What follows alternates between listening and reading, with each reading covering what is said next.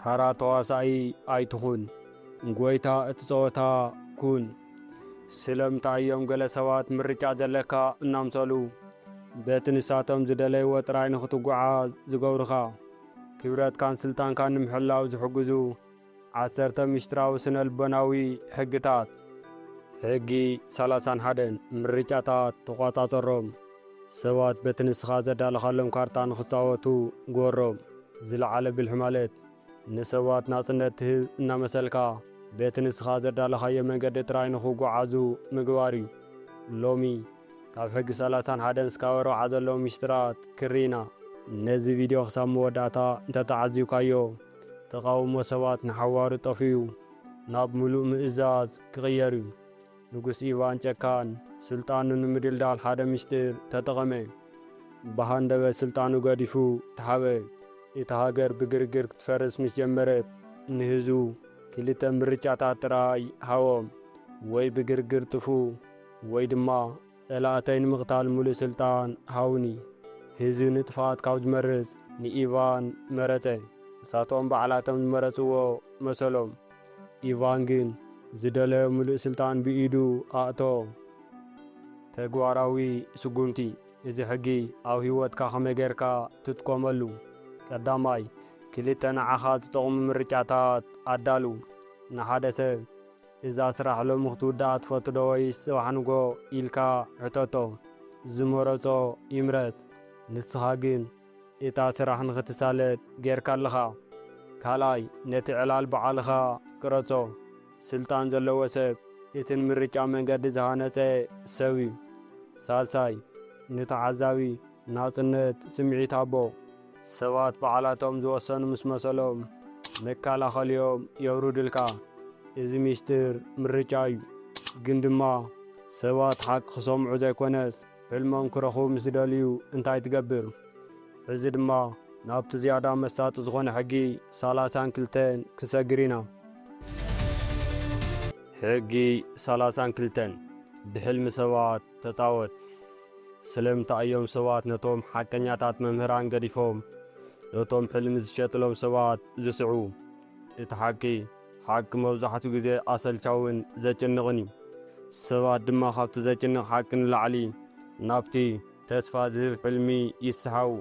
ሎሚ ከመይ ጌርካ ልቢ ሰባት ብተስፋ ከም እትመልኽን ዝለዓለ ተሰማዕነት ከም እትረክብን ክሪና።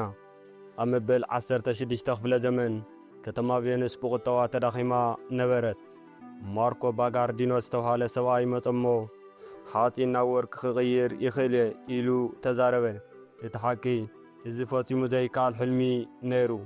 እንተኾነ ግን ሰባት ካብቲ ዘለዎም ድኽነት ናጻ ክወፁ ስለ ዝደለዩ ንብራጋዲኖ ልክዕ ከም ኣምላኽ ረኣይዎ። መላእ እታ ከተማ ኣብ ትሕቲ እግሩ ወደቐት። ስልጣን ዝመጽእ ካብቲ ንሰባት እትህቦም ተስፋ እዩ። ተግባራዊ ስጉምቲ ነዚ ሕጊ ንብልሒ ከመይ ጌርካ ትጥቆመሉ? ቀዳማይ ሰባት እንታይ ይናፍቑ ከም ዘለዉ ኣለሊ። ሰባት ካብ ቃንዛ ክወፁ ክህፍትሙ ወይ ክፍቀሩ ይደልዩ እዮም። ካልኣይ ብሩህ ተስፋ ሰኣለሎም። ሓደ ነገር ክትገብር ከለኻ ነቲ መከራ ዘይኮነስ ነቲ ኣብ መወዳእታ ዝመጽእ ብሩህ ውፅኢት ኣርእዮም። ሳልሳይ ነቲ ዘጭንቕ ሓቂ ሕዋዮ። ሰባት ጌጎም ክነግሮም ኣይፈቱን እዮም። ኣብ ክንዲ ትጋገለኻ እትብሎም ከምዚ እንተጌርካ ክትዕወት ኢኻ ኢልካ ብተስፋ ኣዛርቦም። እዚ ቪድዮ ናብ ኩሉ ንኽባጻሕ ላይክ ሼር ግበሩ። ዝያዳ ንውሽጣዊ ሰላምኩምን ዓወትኩም ዝሕግዙ ቪድዮታት ንምርኣይ ድማ ሳብስክራይብ ምግባር ኣይትረስዑ። ሕጊ 33 ናይ ነፍሲ ወከፍ ሰብ ስውር ድኻም ኣለሊ። ስለምንታይ እዮም ገለ ሰባት ንዝደለይዎ ሰብ ብቐሊሉ ሓሳቦም ንኽቕበል ዝገብሩ? እቲ ምስጢር ሓይሊ ዘይኮነስ ነቲ ናይቲ ሰብ መቋጻጸሪ ቡተን ምርካብ እዩ። ነፍሲ ወከፍ ሰብ ኩቱር ድልየት፣ ስውር ፍርሒ ወይ ድማ ዘይመልኮ ስምዒት ኣለዎ። ሎሚ ከመይ ጌርካ ናይ ሰባት ስውር ድኻም ትረክብን ተሰማዕነትካ ተዕብን ክሪና። ኣብ መበል 17 ክፍለ ዘመን ካርዲናል ሪቸሊው ናይ ፈረንሳይ ሓቀኛ መራሒ ነይሩ። ንጉስ ሎዊስ መበል 13 ብሱም ንጉስ እምበር ብተግባር ግን ኣብ ትሕቲ ሪቸሊው ነበረ። ስለምንታይ? ምኽንያቱ ሪቸልዩ ናይቲ ንጉስ ውርድኻም ስለ ዝረኸቦ እዩ። እቲ ንጉስ ካብ ንእስነቱ ጀሚሩ ብዛዕባ ኣቡ ዓብዪ ናይ ውሕስነት ስምዒት ይስምዖ ነበረ። ሪቸልዩ ነዚ ምስጢር ተጠቒሙ ንንጉሱ ልክዕ ከም ቆልዓ ይዝውሮ ነበረ። ንስኻ ቡተን ሰባት ምስ ረኸብካዮ ንሳቶም ባሮት ድልየትካ ይኾኑ። ተግባራዊ ስጉምቲ ነዚ ሕጊ ኣብ ህይወትካ ከመይ ጌርካ ትጥቀመሉ? ቀዳማይ ካብ ምዝራብ ምስማዕ ኣዘውትር። ሰባት ብዛዕባ ርእሶም ክዛረቡ ከለዉ ብዘይፍላት ድኻሞምን ፍርሖምን የውፅዮም። ሸለል ዝበሃሉ ቃላቶም ኣስተውዕለሎም። ካልኣይ ናይ ንእስነት ቃንዛ ኣለሊ። ሓደ ሰብ ብዛዕባ እንታይ ነገር ክዛረብ ከሎ እዩ ዝሰናበት፣ መልሱ ኣወሎ። ሳልሳይ ኩቱር ድልየቶም ፍለጥ። ሓደ ሰብ ብጣዕሚ ዝፈትዎ ነገር እንተሃልዩ ንዕኡ ንምርካብ መከላኸልዩ የውርድ እዩ። ነቲ ዝፈትዎ ነገር ብጥበብ ተጠቐመሉ። ሕጊ 34 ልክዕ ከም ንጉስ ኩን። ንጉስ መሲልካ እንተቐሪብካ ከም ንጉስ ትሕዝ። ስለምንታይ እዮም ሰባት ትሑት ገይሮም ዝርኢኻ? ስለምንታይ ከኻ ምስ ሓለቓኻ ወይ ምስ ዓበይቲ ሰባት ክትራኸብ ከለኻ ትሑት ምዃን ትመርጽ? መብዛሕትኡ ሰብ ትሑት እንተኾይነ ሰባት ከኽሩን እዮም ኢሉ ይሓስብ። እቲ ሓቂ ግን ዓለም ንዓኻ እተኽብረካ ንስኻ ንነብስኻ ብእትህባ ዋጋ ጥራይ እዩ። ንስኻ ንነብስኻ ከም ተራ ሰብ እንተሪእኻያ ዓለም ድማ ከም ተራ ሰብ ክትረግጸካ እያ። ሎሚ ከመይ ጌርካ ግርማ ንጉስ ብምልባስ ኣብ ቅድሚ ዝኾነ ሰብ ክብረትካ ከም እትዕቢ ክነግረካ እየ። ነዚ ሕጊ ንምርዳእ ናብ መበል 15 ክፍለ ዘመን ክንከይድ። ክሪስቶፈር ኮሎምበስ ሓድሽ ዓለም ንምርካብ ናብ ባሕሪ ክወፅእ እንተደልዩ ዓብዪ ገንዘብ የድልዮ ነይሩ። ኮሎምበስ ታራ መርከበኛ እምበር ዋላ ሓንቲ ሃፍቲ ወይ ናይ ክብሪ ስም ኣይነበሮን። ኮሎምበስ ግን ሓደ ምስጢር ይጥቀም ነይሩ፣ ግርማ ንጉስ ምልባስ። ንሱ ናብቲ ቤተ መንግስቲ ስጴኛ ክቐርብ ከሎ ሓገዝ ከም ዝልምንድኻ ኣይኮነን ቀርዩ። ኣብ ክንዱ ልክዕ ከም ሓደ ዓብዪ መኳንንቲ ብትብዓት ብግርማን ብርእሰ ተኣማንነትን እዩ ቀርዩ።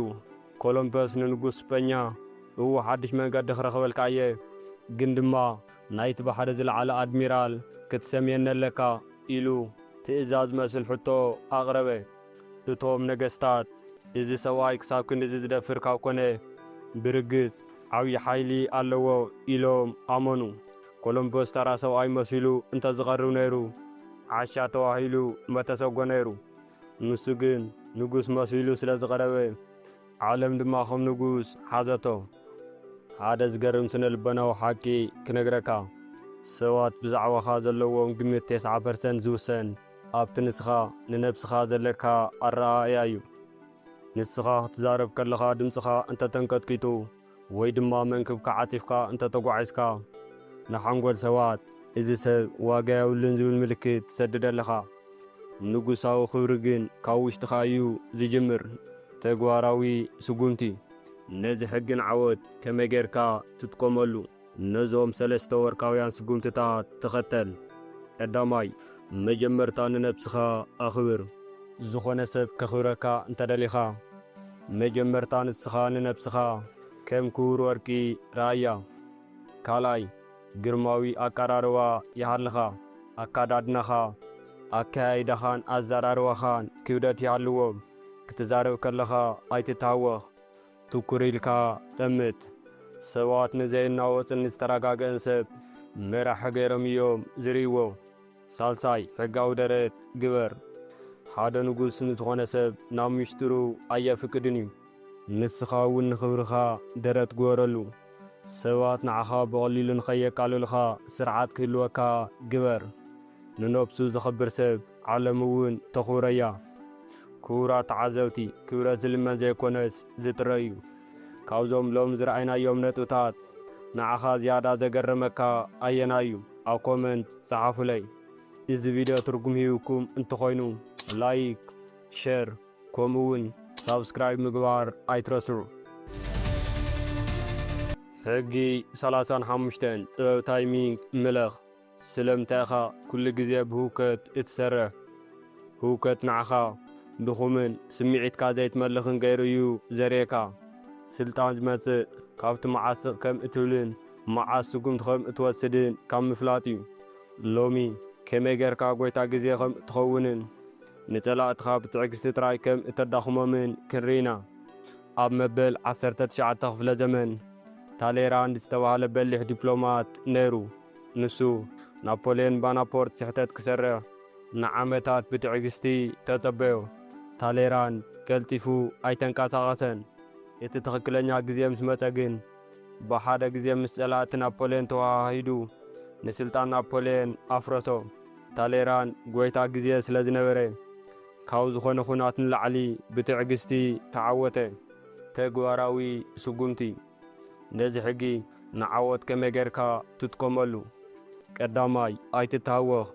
ህውከት ፍርሒ እዩ ዘርኢ። ኩሉ ግዜ ዝተረጋጋእኻን ግዜ ከም ዘለካን ኣምስል። ካልኣይ ንፋስ ዓለም ተዓዘብ። ዓለም ናበይ ትኸይድ ከም ዘላ ኣስተውዕል። ምስቲ ማዕበል ተጓዓዝ እምበር ኣይትግጠሞ። ሳልሳይ እቲ ናይ መወዳእታ ስጉምቲ ተጸበ። ጸላእኻ ስሕተት ክሳብ ዝሰርሕ ወይ ድማ ኩነታት ንዓኻ ክጥዕመካ ብትዕግስቲ ተጸበ። ሓደ ግዜ እቲ ግዜ ምስ መጸ ግን ብትብዓት ፈጽሞ። ሕጊ 36 ንዘይትኽእሎም ነገራት ንዓቆም ሸለልወሎም። ሸለል ምባል እቲ ዝበለጸ ሕነ እዩ። ስለምንታይ እዩ ሓደ ሰብ ምስ ዘረፈካ ወይ ምስ ኣናሸወካ ቀልጢፍካ ክትሓርቕ ዘየብልካ? ስለምንታይ ከዩ ንሓደ ዘይትኽእሎ ነገር ንምርካብ ክትስዕር ከለኻ ንዓኻ ዝያዳ ተሸናፊ ዘርየካ? መብዛሕትኡ ሰብ ሕነ ምፍዳይ ማለት መጥቃዕቲ ምሃብ ይመስሎ። እቲ ሓቂ ግን ሓደ ነገር ክትቃለሶ ምስ ጀመርካ ስልጣን ትህቦ ኣለኻ። ነቲ ነገር ኣቕልቦ ብምሃብካ ጥራይ ንዕኡ ዓብዪ ትገብሮ ኣለኻ። ሎሚ ከመይ ጌርካ ብምንዓቕን ሸለል ብምባልን ጥራይ ዝኾነ ጸላእኻ ወይ ጸገምካ ሓይል ከም እትኸሎ ክነግረካ እየ። ነዚ ቪድዮ ክሳብ መወዳእታ እንተተዓዚብካዮ ንጸገማት ህይወት እትገጥመሉ መንገዲ ንሓዋሩ ክቕየር እዩ። ነዚ ሕጊ ንምርዳእ ናብ መጀመርታ መበል 20 ክፍለ ዘመን ክንከይድ። ፓንቾ ቪላ ዝተባህለ ናይ ሜክሲኮ ሸፋት መራሒ ንሰራዊት ኣሜሪካን ንኽብርታቶምን ይደፍር ነበረ። ኣሜሪካ ድማ ነዚ ሽፍታ ቐጥታ ክንሕዞ ኣለና ኢላ ጀነራል ፐርሺንግ ዝተባህለ በሊሕ ጀነራል ምስ ኣሽሓት ወተሃደራት ሰደደት። እቲ ጸገም ግን ካብዚ ይጅምር። ፓንቾ ቪላ ምስቲ ግዙፍ ሰራዊት ኣሜሪካ ገጽ ንገጽ ኣይገጠመን። ንሱ ልክዕ ከም ጽላሎት እናተሓወ ንሰራዊት ኣሜሪካ ኣብ ጫካ የዋኽኖም ነበረ። ኣሜሪካ ሚልዮናት ዶላር እናውፀት፣ ፓንቾ ቪላ ግን ክትሕዞ ኣይከኣለትን። ኣብ መወዳእታ ኣሜሪካ ነቲ ስራሕ ኣቋሪፃ ክትምለስ ተገደደት። እንታይ ተፈጠረ ይመስለካ? ፓንቾ ቪላ ካብቲ ዝነበሮ ንላዕሊ ዝገዘፈ ናይ ጀግንነት ክብረት ረኸበ። ኣሜሪካ ግን ተሸናፊት ኮይና ተረየት። ስለምንታይ? ምኽንያቱ ኣሜሪካ ንሓደ ንእሽቶ ጸገም ኣቕልቦ ስለ ዝሃወቶ። ሓደ ግዜ ደው በል እሞ ሕሰብ። ንስኻ ኸ ንሓደ ጸላኢኻ መልሲ ክትህቦ ኸለኻ ስልጣን ንመን ኢኻ ትህብ ዘለኻ? ሓደ ዝገርም ስነ ልቦናዊ ሓቂ ክነግረካ። ኣቕልቦኻ ልክዕ ከም ነዳዲ እዩ። ሓደ ነገር ሸለል ምስ በልካዮ ነዳዲ ስእን እሞ በዓል ይጠፍእ። ኣቕልቦ ምስ ሃብካዮ ግን ትምግቦን ተዕብዮን ኣለኻ። ተግባራዊ ስጉምቲ ነዚ ምሽጥራዊ ሕጊን ዓወት ከመይ ጌርካ ትጥቀመሉ? ቀዳማይ ምንዓቕ ተላማመድ። ሓደ ነገር ክትረኾ እንተዘኪኢልካ እቲ ነገር እኮ ኣየድልየንን እዩ ኢልካ ንዓቆ። ሓደ ሰብ ሸለል እንተኢልካ ንስኻ ድማ ዝገደደ ሸለል በሎ። ምርሓቕካ ንዓኻ ካብቲ ነገር ንላዕሊ ዓብዪ የርየካ። ካልኣይ ንኣሽቱ ጸገማት ኣይተላዓለሎም። ሓደ ሰብ ሕማቕ ቃል እንተደርዩልካ ምላሽ ኣይትሃብ። ምስ መለስካሉ ኣብቲ ናቱ ደረጃ ትወርድ ኣለኻ። ሳልሳይ ተመርኳሲ ኣይትኹን። ሓደ ነገር ብጣዕሚ ከም እትደልዮ ንሰባት ኣይተፍልጥ። ሰባት ክስእኖ ይኽእል እየ ዝብል ስምዒት ዘለዎ ሰብ እዮም ዘኽብሩ። እንተሃለወ ጽቡቕ፣ እንተዘየለ ድማ ኣየግድሰንን እዩ ዝብል ኣተሓሳስባ ይሃልኻ። እቲ ዝዓበየ ሕነ ሸለል ምባል እዩ። ሕጊ 37 መሳጢ ድራማ ፍጠር። ስለምንታይ እዩ ሓቂ ጥራይ ምዝራብ ንተሰማዕነትካ ዘየዕብዮ?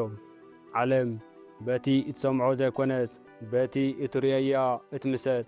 ሓቂ መብዛሕትኡ ግዜ ጸሊምን ጻዕዳን እያ፣ ድራማ ግን ብሕብርታት ዝተመልአ እዩ። ሎሚ ከመይ ጌርካ ብምስልታትን ብምልክታትን ጥራይ ኣቕልዎ ሰባት ከም እትስሕብ ክሪና። ንግስቲ ክሊዮፓትራ ንጀነራል ማርክ አንቶኒ ክትረኽቦ ከላ ታራ ሰላምታ ኣይገበረትን። ንሳ ብወርቃዊት መርከብ ብቐይሕ ስራዕን ብምሽጥራዊ ሙዚቃን ተዓጅባ እያ መፅያ። ማርክ አንቶኒ ነቲ ዝገርም ትርኢት ምስ ረኣየ ቅድሚ ሓንቲ ቓል ምዝራባ ኣብ ትሕቲ እግራ ወደቐ። ክሊዮፓትራ ብብልሓታ ዘይኮነስ በቲ ዝፈጠረቶ መሳጢ ድራማ እያ ንልቢ እቲ ሓያል ጀነራል ዝገዘት። ተግባራዊ ስጉምቲ ነዚ ሕጊ ንዓወት ከመይ ጌርካ ትጥቀመሉ? ቀዳማይ ምስልታትካ ይዛረቡ። ኣብ ስራሕኻ ይኹን ኣብ ርክባትካ መጀመርታ ትርኢትካ ኣካዳድናኻን ኣካያይዳኻን ክብደት ይሃልዎ፣ ሰብ ቅድሚ ምስምዑ ይርእዩ። ካልኣይ ምልክታት ተጠቀም። ሓደ ሓሳብ ክትገልጽ ከለኻ ንጹር ምልክት ወይ ኣብነት ኣርኢ።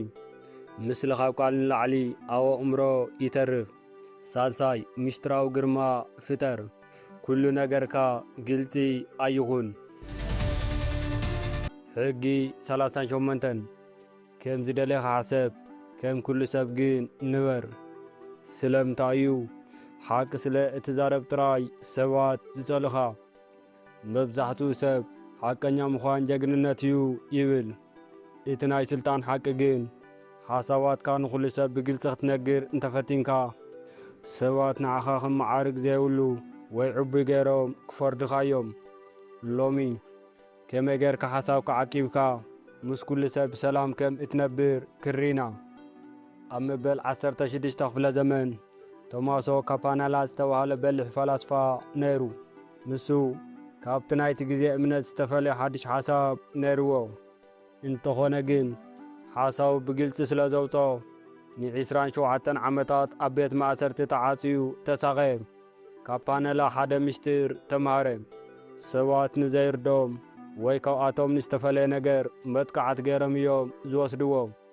ንሱ ትኽክል ነይሩ፣ ግን ድማ ተሳቐየ። ስልጣን ዘለዎ ሰብ ሓሳቡ ኣብ ውሽጢ ሒዙ ብደገ ግን ምስቲ ማሕበረሰብ ተዋሃሂዱ ዝነብር ሰብ እዩ። ተግባራዊ ስጉምቲ ነዚ ሕጊ ኣብ ህይወትካ ከመይ ጌርካ ትጥቀመሉ? ቀዳማይ ብደገ ተመሳሰል። ኣብ ስራሕ ቦታኻ ወይ ኣብ ማሕበራዊ ህይወትካ ካብቲ ልሙድ ባህሊ ብጣዕሚ ኣይትፈለይ። ሰባት ከመናዩ ኢሎም ምስ ኣመኑኻ መከላኸሊኦም የውርድልካ። ካልኣይ ምሁር መሲልካ ኣይትረአ። ኣነ ዝፈልጦ ንስኻትኩም ኣይትፈልጥዎን ኢኹም ዝብል ስምዒት ንሰባት ኣይተርእዮም። ሳልሳይ ሚስጢርካ ንውሕዳት ጥራይ ኣካፍል። እቶም ፍሉያት ሓሳባትካ ነቶም ብሓቂ ዝርድኡኻ ውሕዳት መሓዙትካ ጥራይ ንገሮም። ዓለም ኩሉ ሚስጢርካ ክትፈልጥ ግዴታ የብላን። እዚ ሚስጢር ምርግጋእ እዩ።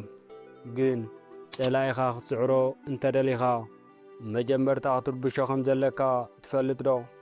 ኣብ ዝቕጽል ሕጊ 39 ከመይ ጌርካ ማይ ብምዝባዕ ዓሳ ከም እትሕዝ ክሪና። ሕጊ 39 ማይ ብምዝባዕ ዓሳ ሓዝ። ስለምንታይ ኢኻ ሓደ ሰብ ጸርፊ ምስ ደርበልካ ቀልጢፍካ እትቝጣዕ? እቲ ሓቂ ሕርቃን ንዓኻ ዕውር እዩ ዝገብረካ። ንጸላኢኻ ግን ተረጋጊዩ ስሕተትካ ንኽርኢ ዕድል ሂቦ። ስልጣን ኩሉ ግዜ ኣብ ኢድ እቲ ዝረገ ሰብ እዩ ዝተርፍ። ሎሚ ከመይ ጌርካ ጸላኢኻ ብሕርቃን ብምዝባዕ ንስኻ ግን ብምርጋእ ጥራይ ዓወት ከም እትረክብ ክሪና። ኣብ መበል 19 ክፍለ ዘመን ቻርለስ ታላይራንድ ንናፖልዮን ቦናፖርት ካብ ስልጣኑ ክሰጎ ደለየ። ታላይራንድ ሓደ ምስጢር ይጥቀም ነይሩ፣ ንሱ ድማ ምርጋእ። እሱ ንናፖልዮን ብረቂቕ መንገዲ የቝጥዕ ነበረ። ናፖልዮን ስምዒቱ ክቆጻጸር ስለ ዘይከኣለ ኣብ ቅድሚ ሰባት ይጭድርን ስሕተት ይሰርሕን ነበረ። ታላይራንድ ግን ብዙሑል ፍሽኽታ ጥራይ ይጥምቶ ነበረ። ታላይራንድ ማይ ብምዝባዕ እቲ ዝደለዮ ዓሳ ሓዘ። ተግባራዊ ስጉምቲ ኣብ ህይወትካ ከመይ ጌርካ ትጥቀመሉ? ቀዳማይ ኣብ ማእኸል ጫውጫውታ ርጋእ። ሓደ ሰብ ክጭድረልካ ከሎ ንስኻ ድምፅኻ ኣትሕት ኣቢልካ ተዛረብ። እቲ ስልጣን ብዘይ ቃላት ናባኻ ይዝወር። ካልኣይ ጸላኢኻ ኣትካዕዮ። ጸላኢኻ ስሕተት ንኽሰርሕ እንተደሊኻ እቲ ዝያዳ ዝሓርቀሉ ነጥፈል ኢኻ ብረቂቕ መንገዲ ተንክፎ። ንሱ ክሓርቕ ከሎ ኣእምሩ ስራሕ የቋርጽ። ሳልሳይ ስምዒትካ ኣይተዋኽን። ሕርቃንካ ልክዕ ከም ክቡር ንብረት ዓቅቦ። ንዝኾነ ተራ ሰብ ሕርቃንካ ክትህቦ እንተጀሚርካ ባርያ ስምዒቱ ትኸውን ኣለኻ። ሕጊ 4 ካብ ናጻ ዝውሃብ ነገር ተጠንቀቕ። ስለምንታይ ኢኻ ብናጻ ዝውሃብ ነገር ክሰምዕ ከለኻ ደስ ዝብለካ? እቲ ሓቂ ግን ኣብዚ ዓለም ዝለዓለ ዋጋ ዝኽፈለሉ ነገር እቲ ብናጻ ዝመጸ ነገር እዩ። ሎሚ ከመይ ጌርካ ርእስኻ ኽኢልካ ብምኽፋል ናይ ብሓቂ ናጻን ሓያልን ከም እትኸውን ክሪና። ተግባራዊ ስጉምቲ ነዚ ሕጊ ኣብ ህይወትካ ከመይ ጌርካ ትጥቀመሉ? ቀዳማይ ናትካ ዋጋ ክፈል። ሓገዝ ካብ ምልማን ወይ ንእሽተይ ዋጋ ካብ ምድላይ ውፃእ። ካልኣይ ልግስና ከም ስልቲ ተጠቐመሉ። ንስኻ ወሃቢ ጊቨር ኩን። ንሰባት ብልግስና ክትሕግዝ ከለኻ ንሳቶም ብዘይፍላት ናባኻ ክጽጉዑን ከኽብሩኻን ይግደዱ። ስልጣን ኣብ ኢድ እቲ ዝህብ እዩ ዘሎ። ሳልሳይ እቲ መጻወድያ ኣለሊ። ሓደ ሰብ ብዘይ ምኽንያት ብናጻ ሓገዝ ክህበካ ወይ ህያብ ክሰደልካ ከሎ ስለምንታይ ሒዚ ኢልካ ንርእስኻ ሕተታ። ንጹር ዘይኮነ ልግስና ኩሉ ግዜ ሓደ ስውር ዕላማ ኣለዎ። ዝኸበርኩም ክቡራት ቤተሰብ፣ ካብዞም ሎም ዝረኣይናዮም ሕግታት ንዓኻ ዝያዳ ዝገረመካ ወይ ኣሃ ዘበለካ ኣየና እዩ? ኣብ ኮመንት ጸሓፉለይ። እዚ ቪድዮ ናብ ኩሉ ንኽባጻሕ ላይክ ሼር ጎሩ። ዝያዳ ንውሽጣዊ ሰላምኩምን ዓወትኩምን ዝሕግዙ ቪድዮታት ንምርኣይ ድማ ሳብስክራይብ ምግባር ኣይትረስዑ።